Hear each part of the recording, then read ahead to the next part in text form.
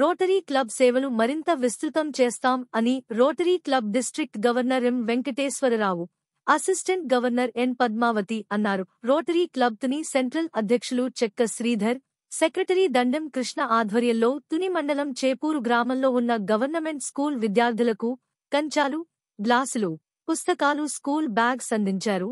ఒక విద్యార్థికి సైకిల్ అందజేశారు. అనంతరం లయోలా స్కూల్ ఆవరణలో 200 మొక్కలు నాటారు. ఈ కార్యక్రమంలో డిస్టిక్ సెక్రటరీ కళ్యాణ్, దండం రామకృష్ణ, కంకిపటి జమీలు, డిఏ నాయుడు, సత్యనారాయణ, చోడిశెట్టి నూకరాజు మరియు క్లబ్ సభ్యులు తదితరులు పాల్గొన్నారు. రోటరీ క్లబ్ తుని సెంట్రల్ వాళ్ళది అఫీషియల్ విజిట్. జనరల్గా రోటరీలో ఒక నానుడి ఏంటంటే మాకున్న 84 క్లబ్లు గవర్నర్ విజిట్ చేస్తారు.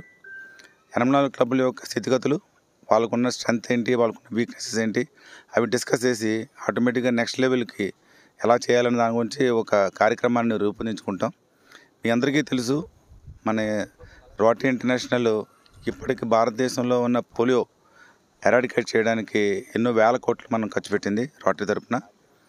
అట్లాగనే ఇప్పటికీ మనం 99.99% పోలియో ఎరాడికేట్ అయిపోయినా సరే, ఇంత పకడ్బందీగా చేస్తున్నా సరే 2.7 మిలియన్ చిల్డ్రన్ ఒకసారి కూడా పోలియో చుక్కలు తీసుకోకుండా ఉన్న వాళ్ళు భారతదేశంలో 5 సంవత్సరాల పిల్లలు ఎక్కువ మంది ఉన్నారు. 2.7 మిలియన్ ఉన్నారు.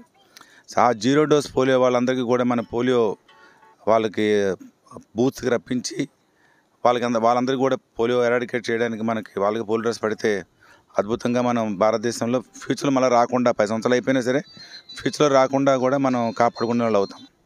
ఇలాగే రోటరీ తరపున చాలా యాక్టివిటీస్ చేస్తారు. ప్రతి క్లబ్ కూడా వాళ్ళ ఓన్ ఈరోజు ప్లాంటేషన్కి వచ్చాము.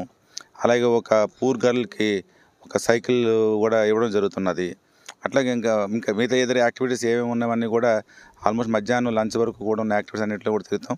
అలాగే ఇంకొక స్కూల్కి వెళ్ళి హాస్టల్లో వాళ్ళ పిల్లలందరికీ కూడా కంచాలు అన్నీ పంచడం కూడా జరుగుతున్నది. మాకేంటంటే 7 ఏరియాస్ ఉంటాయి. దాంట్లో ఒక ఏరియా ఏంటంటే ఎన్విరాన్మెంట్. ఇలాగే మనకి ఫ్యూచర్లో